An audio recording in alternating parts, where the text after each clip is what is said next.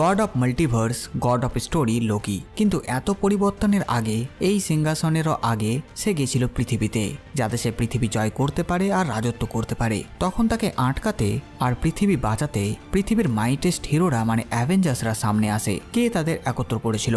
অ্যাভেঞ্জার্সরা কি করে লোকিকে আটকেছিল? হ্যাঁ বন্ধুরা, আজ আমি আপনাদের জন্য নিয়ে হাজির হয়েছি 2012 সালে মুক্তি হওয়া প্রথম অ্যাভেঞ্জার্স মুভি নিয়ে। তো চলুন আর বেশি দেরি না করে শুরু করি আজকের এই নতুন ভিডিওটি।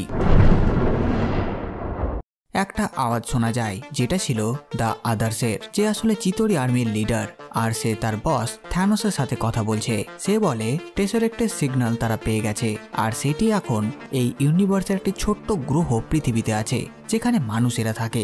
এমনকি পৃথিবীর মানুষেরা এর এনার্জিকে ব্যবহার করতে চায়, কিন্তু তারা অতটাও ভালোভাবে এই এনার্জিকে ব্যবহার করতে পারবে না।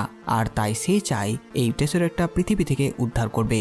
আর তাই সে একজনকে সিলেক্ট করেছে, আর তাকে সে নিজে চিতরি আর্মি দিয়ে দেবে, যা নিয়ে সে পৃথিবীতে অ্যাটাক করবে, টেসরেক্ট উদ্ধার করবে, বদলে তাকে পৃথিবী দিয়ে দেওয়া হবে রাজত্ব করার জন্য। আর টেসরেক্টের পাওয়ারে তারা ইউনিভার্স দখল করে নেবে। এবার সে কাকে সিলেক্ট করেছে তাকে তো আপনারা সবাই জানেন, সে হচ্ছে লোকি। আর লোকিকে এই কাজের জন্য একটি সেপ্টার দেওয়া হয়, যেটাতে মাইন্ড স্টোন লাগানো আছে। এটাই লোকির প্রধান অস্ত্র এই যুদ্ধতে। অপরদিকে পৃথিবীতে নিক ফিউরি তাদের সিক্রেট ফ্যাসিলিটিতে এসে পৌঁছায়। সেখানে নিক ফিউরি, ফিল কোলসন ও বাকিদের থেকে জানতে পারে যে টেসরেক্ট নিজে থেকেই অ্যাক্টিভেট হয়ে গিয়েছে, এবং অনেকবারই এটাকে বন্ধ করার পরও কোনো ফল হয়নি।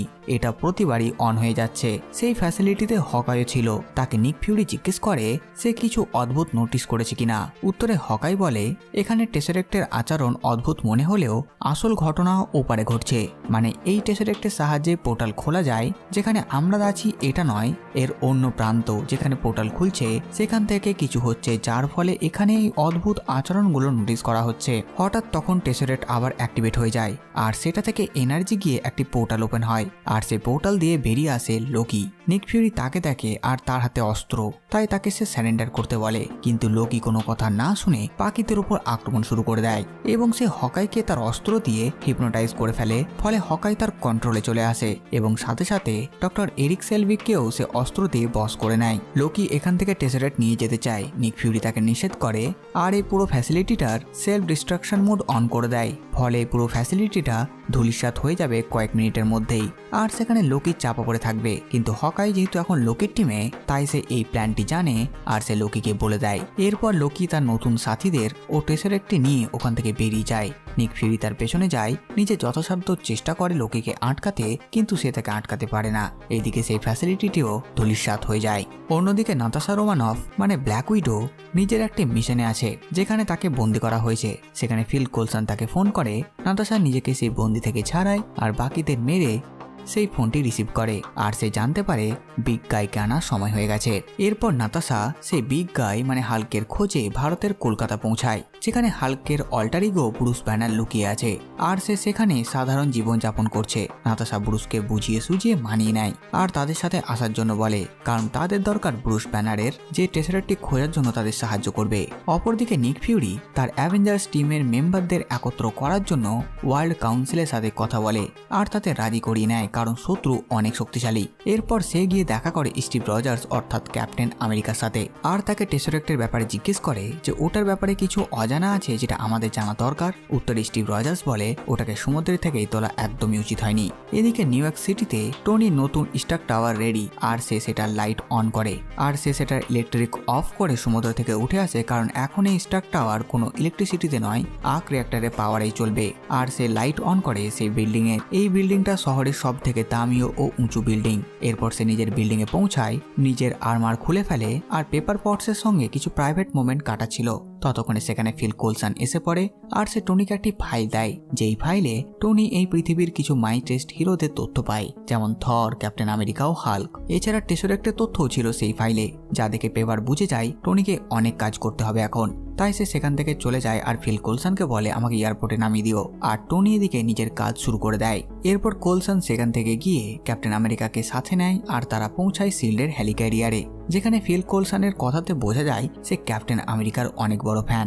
সেই জেটে ফিল কোলসন ক্যাপ্টেনকে ডক্টর ব্রুস ব্যানারের ব্যাপারেও জানায়। অপরদিকে লোকি কিছু বৈজ্ঞানিককে বসে এনে তাদের সাহায্যে কাজ শুরু করে দেয় যাতে সে টেসরেক্টের সাহায্যে একটা পোর্টাল খুলতে পারে। কিছুক্ষণ পর লোকি থ্যানোসের সাথী দ্য আদারের সাথে কথা বলে। সে লোকিকে বলে যদি তুমি হেরে যাও তাহলে তোমাকে সাজা দেওয়ার জন্য আমরা তোমাকে ঠিক খুঁজে নেব। তুমি এই ইউনিভার্সে যেখানে লুকিয়ে থাকো তোমাকে খুঁজে আমরা ঠিক বের করব।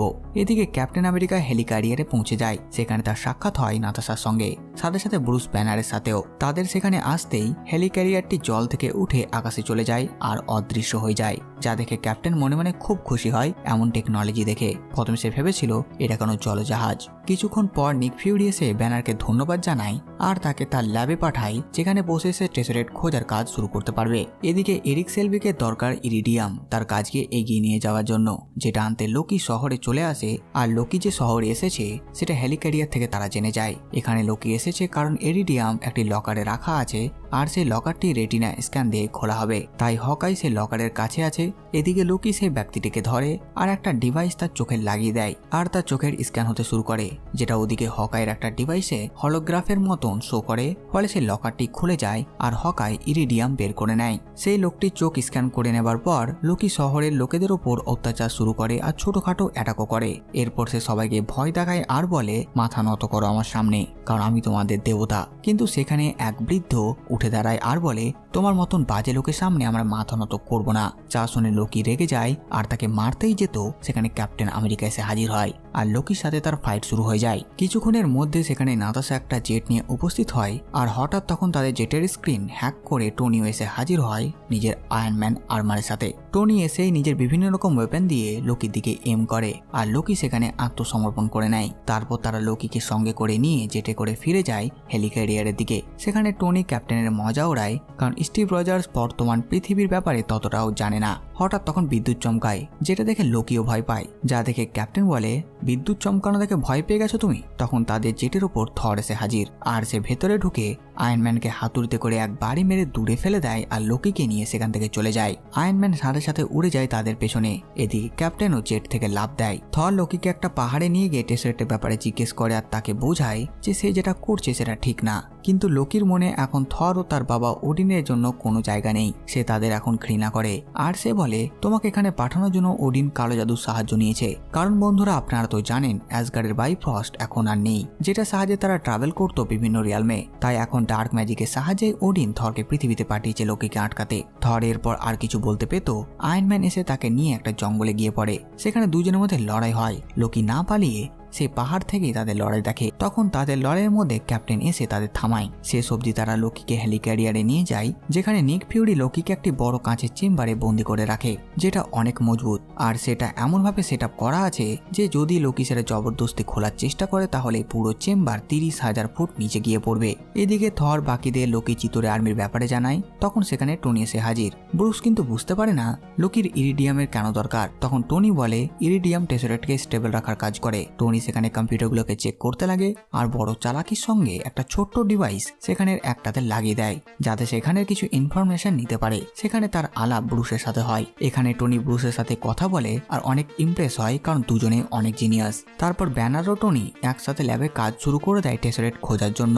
সেখানে টনি স্টার্ক টাওয়ারের ব্যাপারে কথা বলতে বলতে ব্রুসকে একটা ডিভাইসের সাহায্যে শক দেয়, এটা দেখার জন্য যে ব্রুস নিজেকে কতটা কন্ট্রোল করতে পারছে। তখন সেখানে ক্যাপ্টেন এসে উপস্থিত হয় আর টনিকে বকে আর বলে উল্টোপাল্টা কাজ না করে যার জন্য টাকা হয়েছে সেটা করো। টনি জানায় নিক ফিউরি অনেক বড় গোয়েন্দা, সে অনেক কিছু লুকিয়ে রাখে, সে কাউকেই সবকিছু জানায় না। আর আমি যতক্ষণ না সবকিছু জানতে পারবো কাজ এগিয়ে নিয়ে যাব না।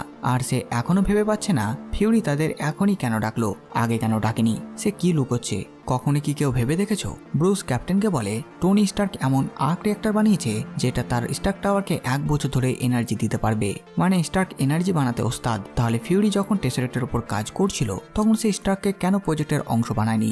এটা জানার পরও যে স্টার্ক এনার্জির উপরে অনেক নলেজ রাখে আর ফিউরি ও টেসরেক্টের সাহায্যে সে এনার্জির উপরেই কাজ করছিল। এরপর ক্যাপ্টেন সেখান থেকে বাইরে যায় আর তাদের কাজ করতে বলে। আর সে হেলিক্যারিয়ারের অন্য অংশে গিয়ে কিছু অস্ত্র পায়। ওদিকে নিক ফিউরি থরকে জিজ্ঞেস করে লোকি কি লুকোচ্ছে ও কি চাই। আর ফিউরি সন্দেহ হচ্ছে যে লোকি ইচ্ছে করে নিজেকে বন্দি করেছে এখানে। এদিকে নাতাশা লোকির কাছে যায় তার পেটের কথা বের করতে। সেখানে নাতাশা নিজের ব্যাপারে জানায় আর বলে ক্লিন বাটন তাকে এক নতুন জীবন দিয়েছিল আর তাই সে লোকিকে বলে বাটনকে যাতে ছেড়ে দেয়। কিছুক্ষণ পর লোকি নাতাশার অতীতের ব্যাপারে তাকে জানাতে শুরু করে। নাতাশা চুপ হয়ে যায় আর বলে, তুমি একজন মনস্টার। তখন লোকি বলে, মনস্টার তো তোমরা এখানে এনেছো। এটা শুনে নাতাশা ভাবে লোকি হয়তো ব্রুসের ব্যাপারে বলছে, আর তার প্ল্যান ব্রুস ব্যানারের সাথে যুক্ত আছে মনে হয়। এদিকে হেলিক্যারিয়ারের কম্পিউটারে ভাইরাস ডিটেক্ট হয়। ব্রুস ও টনির ল্যাবে ফিউরি এসে তাদের বলে কাজ করার জন্য। ব্যানার ও টনি বলে তারা নিজেদের কাজের মডেল বানিয়ে দিয়েছে। এখানে টনি শিল্ডের ডেটা বের করতেও সক্ষম হয়ে যায়, আর সে ফিউরিকে জিজ্ঞেস করে ফেজ 2 এর ব্যাপারে। তখন ক্যাপ্টেন সেখানে একটা অস্ত্র নিয়ে আসে আর বলে ফেজ 2-তে এরা টেসরেক্টের এনার্জি দিয়ে অস্ত্র বানাবে। ততক্ষণে সেখানে থর ও নাতাশাও এসে হাজির। সেখানে সবার মধ্যে তর্ক শুরু হয়ে যায়, থরের সাথে ফিউরির, ক্যাপ্টেনের সাথে টনির। ওদিকে হেলিক্যারিয়ারের বাইরে ক্লিন বার্টনও নিজের সাথীদের সঙ্গে এসে হাজির হয়েছে, আর তারা হেলিক্যারিয়ারের একটা ফ্যানকে ব্লাস্ট করে দেয়। তারা এসেছে লোকিকে মুক্ত করতে। সঙ্গে সঙ্গে হেলিক্যারিয়ারের কন্ট্রোল বিগড়ে যায়। টনি তাড়াতাড়ি নিজে স্যুট পড়তে যায়, কারণ সেটা ঠিক করতে হবে। এদিকে ব্রুস সেখানে হালকে ট্রান্সফর্ম হয়ে যায়, আর তার সামনে তখন নাতাশা। হাল্ক নাতাশার পেছনে যায়, কিন্তু তখন সেখানে থর এসে নাতাশাকে বাঁচিয়ে নেয় আর হাল্ককে থামানোর চেষ্টা করে। কিন্তু হাল্ককে বোঝানো মুশকিল, তাই তার সাথে ফাইট শুরু হয়ে যায় থরের। থর তাকে আটকাতে পারে না, আর তখন হাল্ককে সেখান থেকে বের করার জন্য হেলিক্যারিয়ারের বাইরে থেকে একজন জেটের সাহায্যে তার উপর ফায়ার করে। ফলে হাল্ক সেখান থেকে লাফিয়ে জেটের ওপরে পড়ে আর জেটের পাইলটকে বের করে দেয়। প্যারাসুট থাকার কারণে পাইলট বেঁচে যায়, আর জেট নিয়ে হাল্ক দূরে গিয়ে ক্র্যাশ করে। এদিকে ক্লিন বার্টন ভেতরে এসে নিজের তীরের সাহায্যে শিল্ডের কম্পিউটারকে অচল করে দেয়। অপরদিকে লোকি সে চেম্বার থেকে বেরিয়ে যায়। তাকে ধরতে থর যায়, কিন্তু লোকি তাকে নিজের ইলুশনের মাধ্যমে বোকা বানিয়ে তাকে সেই চেম্বারের মধ্যে বন্দি করে দেয়। ওদিকে ক্লিন বার্টনকে আটকাতে নাতাশা গিয়ে তার সাথে ফাইট করে, আর ক্লিন্টের মাথায় অনেক জোরে বাড়ি মারতেই সে লোকির মাইন্ড কন্ট্রোল থেকে মুক্ত হয়। যেখানে লোকি ছিল সেখানে ফিল কোলসন এসে পড়ে, আর সে চেষ্টা করে লোকিকে আটকানোর, কিন্তু লোকি তাকে সেখানে মেরে ফেলে। আর তারপর সেই চেম্বার সমেত থরকে নিচে ফেলে দেয়। এরপর লোকি সেখান থেকে পালিয়ে যায়। হেলিক্যারিয়ারের যে ফ্যানটি নষ্ট হয়ে বন্ধ হয়ে গেছিল, ফলে পুরো হেলিক্যারিয়ার নিচে পড়ছিল, সেটাকে আয়রন ম্যান ম্যানুয়ালি স্টার্ট করে, আর হেলিক্যারিয়ারের সবাই সেই যাত্রায় বেঁচে যায়। নইলে এটা নিচে পড়লে অনেকের অনেক ক্ষতি হতো। নিক ফিউরি লোকির চেম্বারে গিয়ে দেখে সেখানে চেম্বার নেই, আর ফিল কোলসন গুরুতর আহত, সে মরতে বসেছে, আর কিছুক্ষণ পরে সে মারা যায়। এরপর নিক ফিউরি ক্যাপ্টেন ও টনির সামনে কিছু রক্তমাখা কার্ড ছুড়ে দেয়, যে কার্ডগুলোতে ক্যাপ্টেনের ছবি ছিল। সেখানে ফিউরি জানায় সে সুপার হিরোদের একসাথে আনতে চেয়েছিল, যাতে বড় থেকে বড় বিপদে সুপার হিরোরা সেটার মুখোমুখি হয়ে সাধারণ মানুষদের বাঁচায়। আর বলে ফিল কোলসন মৃত্যুর মুখে এই জন্যই এগিয়ে গিয়েছিল কিছু না ভেবে, কারণ তার বিশ্বাস ছিল অ্যাভেঞ্জার্সের হিরোদের ওপর। যেটা শুনে টনির খারাপ লাগে, আর সে সেখান থেকে উঠে যায়। এদিকে থর এক অচেনা জায়গায় এসে পড়ে, আর অন্য এক জায়গায় ব্রুস। ওদিকে হেলিক্যারিয়ারে হকাই আবার নর্মাল হয়ে গেছে, কিন্তু তার একটু রেস্ট দরকার। নাতাশা তার খেয়াল রাখে। অন্যদিকে টনি ও ক্যাপ্টেন লোকির ব্যাপারে কথা বলে, আর তখন টনির মাথায় লোকির প্ল্যান চলে আসে যে সে কি করতে চায়। সে বুঝতে পারে লোকি তার স্টার্ক টাওয়ারের ওপরেই পোর্টাল খুলবে, কারণ সেখানে অনেক এনার্জি আছে, আর সেটি শহরের সব থেকে উঁচু বিল্ডিং। আর তাই টনি সেখান থেকে চলে যায়। এদিকে ক্যাপ্টেন নাতাশা ও হকাইকে সাথে করে নিয়ে যায় নিউ ইয়র্কের দিকে, কারণ হকাই জেট চালাতে পারে। ওদিকে থরও রেডি হয়ে যায়। তাদের সবার সেখান থেকে যেতে মারিয়া হিল নিক ফিউরিকে বলে এই কার্ডগুলো ফিল কোলসনের লকারে ছিল, আপনি পকেটে কেন বললেন? তখন ফিউরি বলে তাদের একটু মোটিভেট করার দরকার ছিল। এদিকে আয়রন ম্যান গিয়ে পৌঁছায় স্টার্ক টাওয়ারে, যেখানে এরিক সেলভিক টেসরেক্টের উপর কাজ শুরু করে দিয়েছে। সেটাকে বন্ধ করার জন্য আয়রন ম্যান রিপালসার ব্লাস্ট দিয়ে অ্যাটাক করে, কিন্তু সেটা সে বন্ধ করতে পারে না, বরঞ্চ সেটা শক এনার্জির ফলে সে একটু দূরে ছিটকে যায়, আর সেলভিকও দূরে ছিটকে পড়ে অজ্ঞান হয়ে যায়। তারপর টনি নিজের মার্ক 6 আর্মারটি খোলে, কারণ সেটা এখন অনেক ড্যামেজ হয়ে গেছে হেলিক্যারিয়ারটি ঠিক করার সময়। আর সে দেখে লোকি তার বিল্ডিং এ এসে হাজির। টনি তার সাথে কিছুক্ষণ কথা বলে, আর এই ফাঁকে সে নিজের 2 হাতে ব্রেসলেটের মতন দুটো ডিভাইস লাগিয়ে নেয়, আর লোকিকে বলে তুমি নিজেকে রাজা ভাবছো কেন?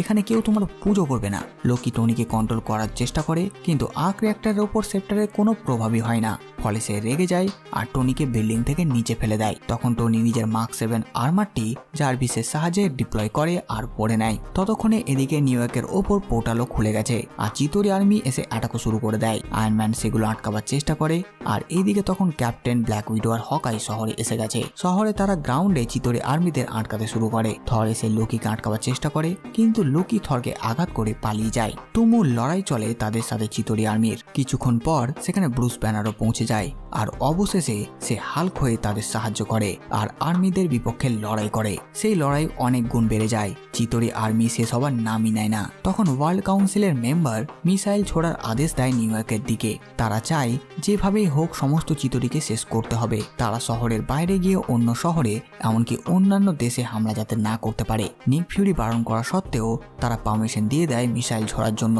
তখন নিক ফিউরি স্টার্কের সাথে কন্ট্যাক্ট করে আর তাকে মিসাইলের ব্যাপারটা জানিয়ে দেয়। এদিকে হাল্ক গিয়ে লোকির কাছে পৌঁছায়। লোকি তাকে হুকুম দিতে যায়। তখন হাল্ক তাকে কাপড় কাচার মতন পিটিয়ে এক জায়গায় চিৎপাত করে ফেলে দেয়। ওদিকে তখন এরিক সেলভিকেরও জ্ঞান ফিরেছে আর সে দেখে তার সামনে নাতাশা। তাকে দেখে এরিক বলে যে সে জানে কি করে এই পোর্টালটি বন্ধ করা হবে। এই পোর্টালটি বন্ধ করতে হলে তাকে লোকির সেপ্টারটি লাগবে আর সেই সেপ্টারটি তাদের সামনেই পড়ে আছে। নাতাশা সে সেপ্টারটি নেয় আর বলে সে পোর্টালটি বন্ধ করতে পারবে। টনি তাকে একটু অপেক্ষা করতে বলে আর সে মিসাইলটি আকাশে ধরেই সেটা দিক বদলে সেই পোর্টালের বাইরে অপর দিকে মহাকাশে মিসাইলটি নিয়ে চলে যায় আর চিতরি আর্মির মাদারশিপে ছুড়ে মারে। সেই মাদারশিপ ধ্বংস হয়ে যায় আর পৃথিবীর চিতরি অটোমেটিক মরে যায়। টনিকে ফিরে আসতে না দেখে সে সত্যি ক্যাপ্টেনের আদেশে নাতাশা পোর্টালটি বন্ধ করে দেয়। কিন্তু টনি ফিরে আসে। মহাকাশে অক্সিজেনের অভাবে সে অজ্ঞান হয়ে যায়। তাকে শূন্যে পড়তে দেখে থর রেডি হয় তাকে ধরার জন্য, কিন্তু ততক্ষণে হাল্ক তাকে ধরে নেয় আর নিচে আনে। কিছুক্ষণের মধ্যেই টনির জ্ঞান ফেরে। এরপর তারা গিয়ে লোকিকে ধরে। পুরো পৃথিবী অ্যাভেঞ্জার্সের ব্যাপারে জেনে গেছে এখন। তারপর থর, লোকি ও টেসেরেক্টটি নিয়ে অ্যাসগার্ড ফিরে যায়। যেহেতু অ্যাসগার্ডে এখন বাইফ্রস্ট নেই তাই তারা টেসেরেক্টের সাহায্যেই ফিরে যায়। এদিকে ব্রুস টনির সাথে যায় আর স্টার্ক টাওয়ার এবার থেকে অ্যাভেঞ্জার্স টাওয়ার হয়ে যায়। আর মুভিটি এখানেই শেষ হয়। পোস্ট ক্রেডিটে থ্যানোসকে দেখা যায়, যে জানতে পেরে গেছে লোকি সফল হতে পারেনি আর পৃথিবীর হিরোরা টেসেরেক্টকে বাঁচিয়ে নিয়েছে, সাথে সাথে সেপ্টারটিও নিয়ে নিয়েছে। তো বাস বন্ধুরা, এই ছিল 2012 সালে মুক্তি হওয়া প্রথম অ্যাভেঞ্জার্স মুভির এক্সপ্লেন। আপনারা কমেন্ট করে জানান ভিডিও আপনাদের কেমন লাগলো। সাথে সাথে আমার এই কাজ যদি আপনাদের ভালো লাগে ভিডিওটিকে লাইক আর চ্যানেলকে সাবস্ক্রাইব করে দেবেন। তো আমি আসছি এবার নতুন ভিডিও নিয়ে। আমি প্রিন্স সালমান আর আপনারা দেখছিলেন বাংলা মুভিজ।